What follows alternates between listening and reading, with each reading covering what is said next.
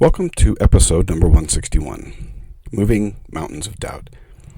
As many of you know who have listened to this podcast regularly, I personally experienced bipolar disorder and serious anxiety from as early as I can remember until I was in my early 30s.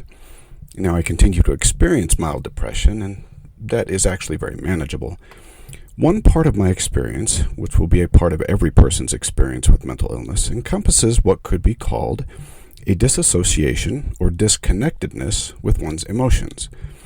This occurs as one's emotions increasingly become controlled by our illness. In my personal experience, as the illness manifests itself in the rational mind and the emotional consciousness begin to deviate from one another, this disassociation of the two major systems that represent our consciousness causes very serious issues throughout the body, including emotional pain, loss of desire, physical symptoms, anxiety, depression, and the many emotional and physical symptoms we so often feel. Now, I've spoken much about these symptoms, that they are truly a misalignment of what is real and what is being felt. Today I want to discuss something that occurs which causes so many to leave the association of the church and religion in general. It is something I have battled my entire life and continue to work through in various ways. It is a battle every person who experiences mental illness will fully understand. As our emotions deviate from reality and our rational senses detect the deviation, we can and we do begin to disassociate ourselves from our emotions, meaning simply we begin to distrust what we feel. We eventually come to full distrust that we are feeling all the time. Now, this distrust in our motivational and life-directing system, embedded so deeply in our mortal life, causes a host of perplexing problems for which there really exist limited answers. Now, while I like the word distrust in our emotional system, what we find is that religiously the experience is described as doubt. With this doubt in our emotional system, we will struggle to find grounding in our life, much less solid grounding. When you distrust what you feel, you find that you doubt almost everything in life. More importantly, perhaps, you will find it seriously difficult to obtain and maintain a testimony of any part of gospel life. I want to just talk today about this mountain of doubt we all encounter, and then, in some ways, how we can face it head on. One thing we need to understand is that our emotional system establishes our system of beliefs. Belief and its opposite, doubt, are actually emotions. Yes, they are influenced by the rational mind, but our beliefs are recorded, saved, and recalled as emotions through our experiences. It is very important that our beliefs live in our emotional system. It is that system that motivates us to action. It is where our testimony and spiritual experiences are stored and recalled. This is how the Spirit can motivate and inspire us. The Spirit does not inspire us saying, it is rationally important that you visit your grandmother today.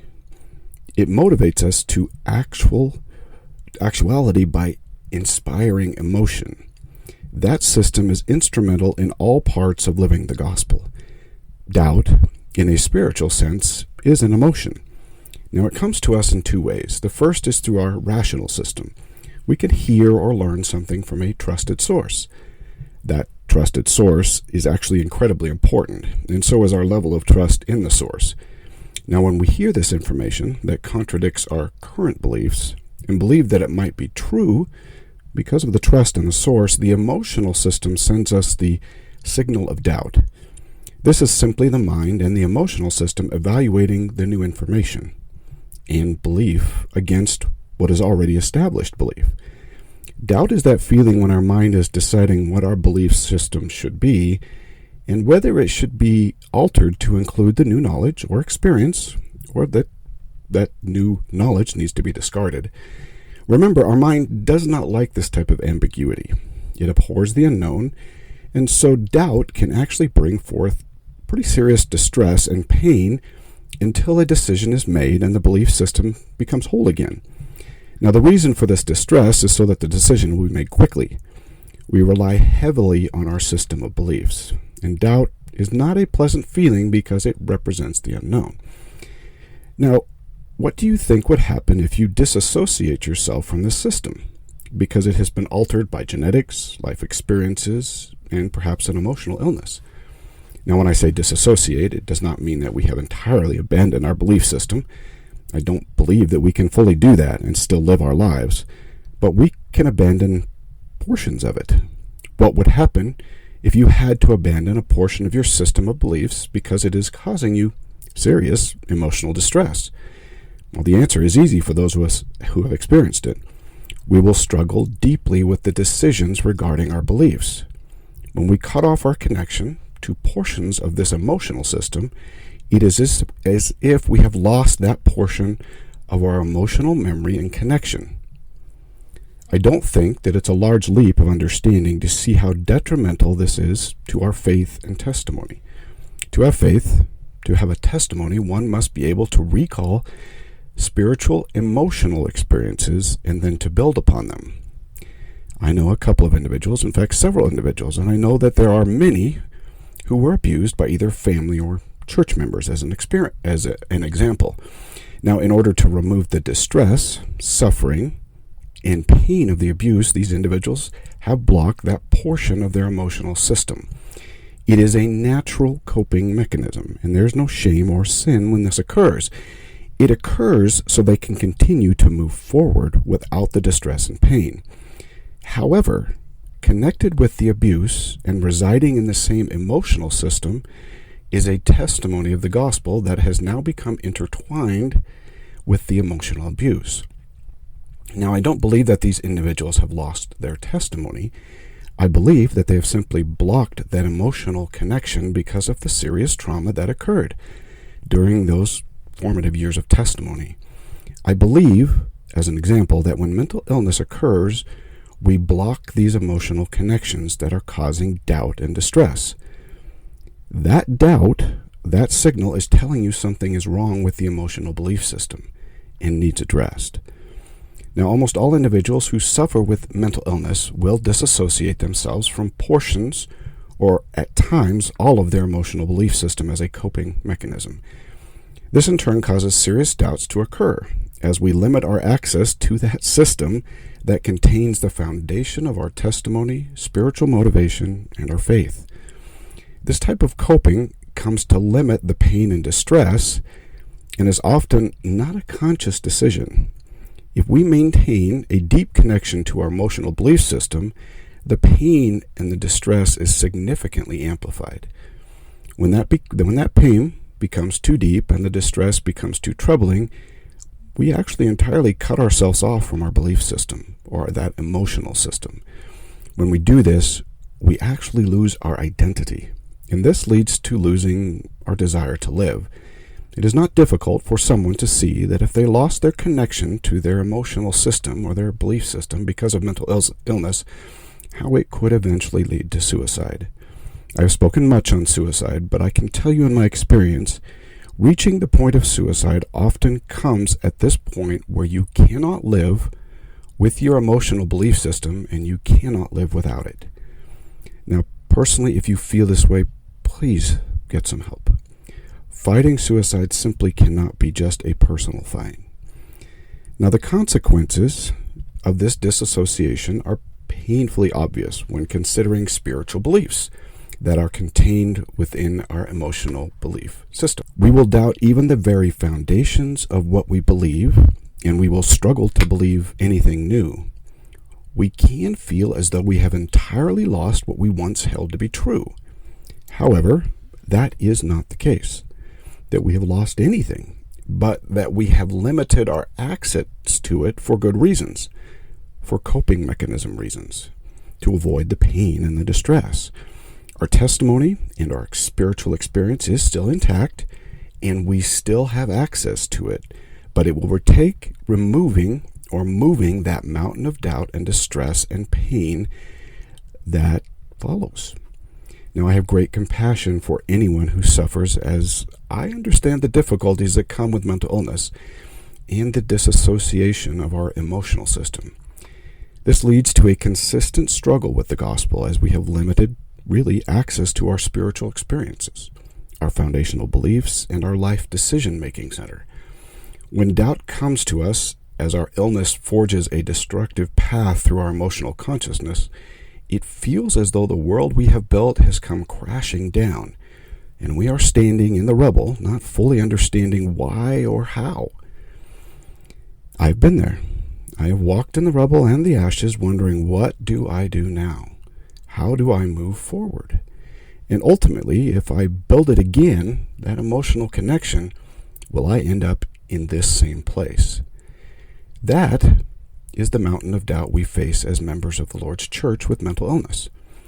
I know that our testimony returns once we have our illness under good management.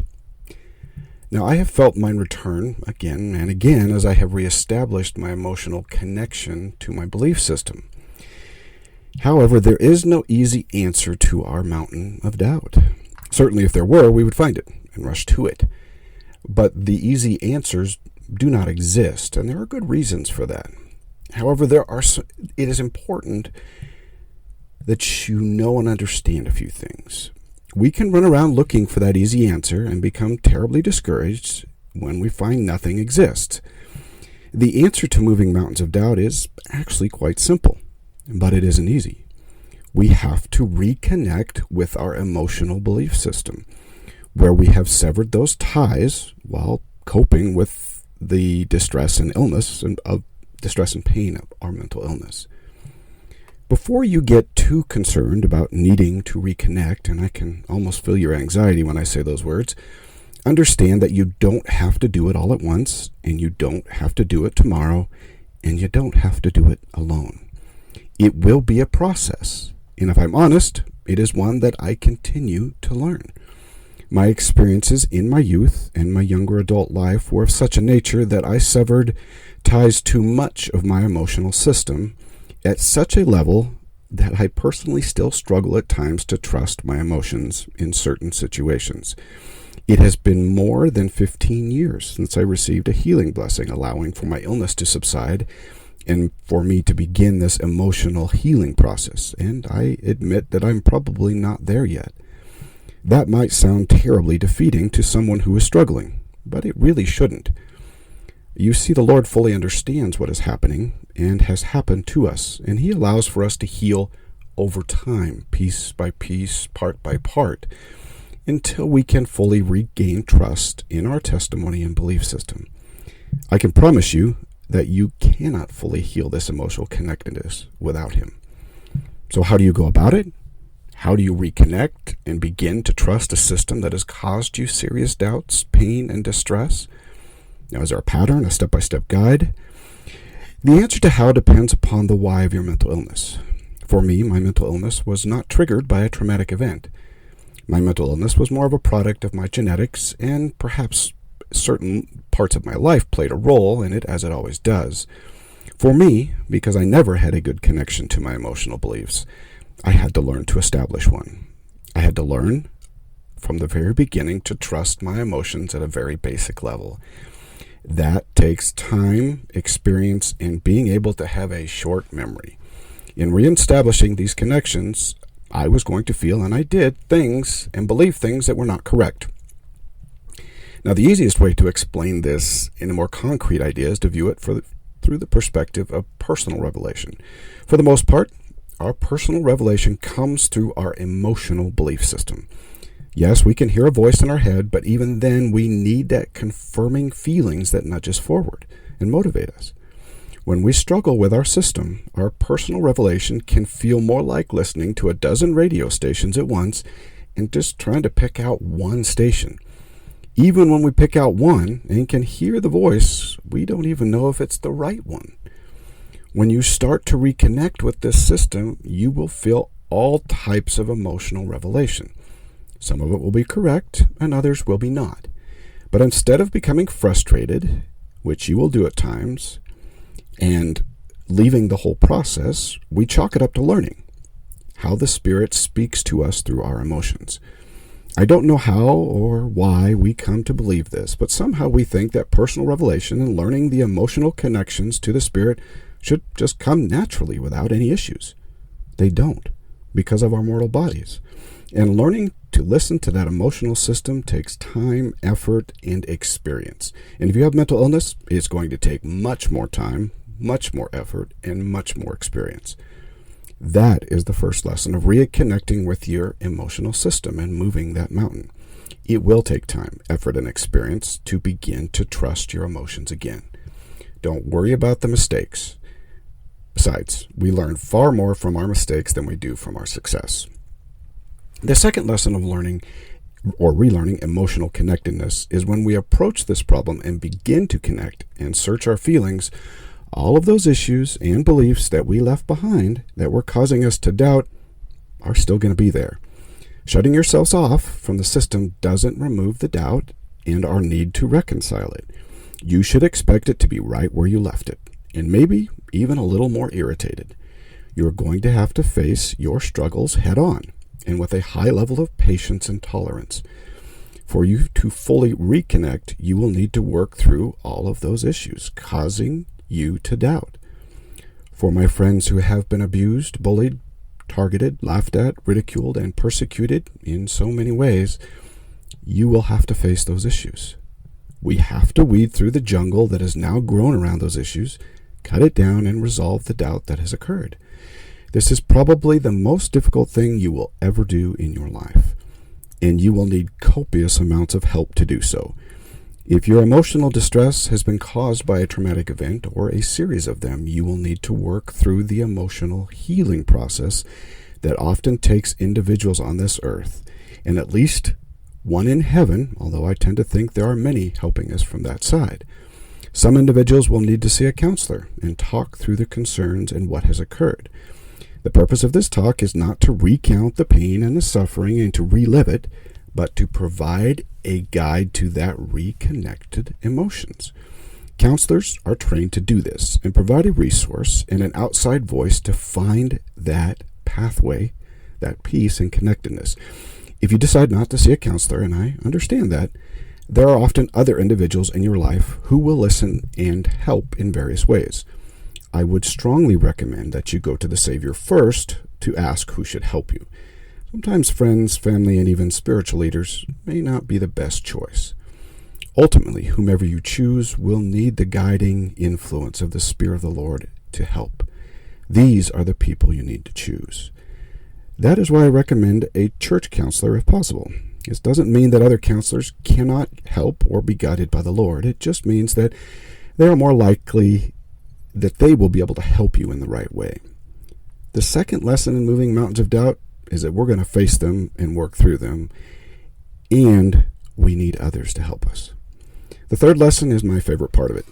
When we know what we must do, and the task is far beyond our capacity and is daunting to the point that we quit before we start, then we always have the Savior to turn into in our need. That can be difficult depending upon which parts of your emotional system you have disconnected. But even then, when we have cut ourselves off from Him, even for a long time, our spirit remembers. Remember, we have a spirit inside of us that has a great deal of experience with the Savior. And He is not concerned that you have cut Him off for many years. He is concerned with helping you to work through your mountains of doubt. He will not chastise you, tell you that you should have come sooner. He will not even remind you of the poor choices you might have made. He knows why you made those choices to cut yourself off from that belief system. He knows the pain, the distress, and why you use that particular coping mechanism. And He is not concerned about the why. He is concerned how He can help you to reconnect, heal, and repair that emotional connection so that you can remove that mountain of doubt. Even a simple prayer will provide miracles you never thought were possible and start you on a path that leads to a wonderful place. The third lesson is that you were never alone, and you never are, and He is waiting for you to ask. Fourth, and finally, as you undertake this process, be patient with yourself. Don't condemn yourself. Don't punish yourself. Mental illness is one of the most challenging trials anyone will face in this life. I personally believe that it is reserved for only certain individuals with whom the Lord has great love. For the Scriptures do teach the Lord chastises those whom he loves the most. I don't personally like the word chastise from the Scriptures, as it tends to connotate punishment. I actually prefer the words sanctifying trial rather than chastise. You did not come to mental illness as a punishment or as a random experience in this life. You have come here because the Lord truly loves you and needs to sanctify you so you can again return to his presence. I know that mental illness does not feel this way in any sense of that word, but that is what a sanctifying trial. But that is what it is, a sanctifying trial that will prove to be your exalting experience. Now, as you face your mountain of doubt and attempt to move it, I hope that you will find healing and peace that you so deserve. And I fully believe that you deserve that peace and healing. And I know that you will find it as you search for it with the Savior. That search might take time and effort and more patience than you thought you could ever have, but I know that you can be healed and then heal others. May the Lord bless you and keep you safely in his arms. Until next week, do your part to face the mountain of doubt, and the Lord will most certainly do his. Now, for those of you who use the transcript portion of these podcasts, I have included some additional insights on the subject about our belief systems. I hope you will enjoy them. Again, hope to see you next week.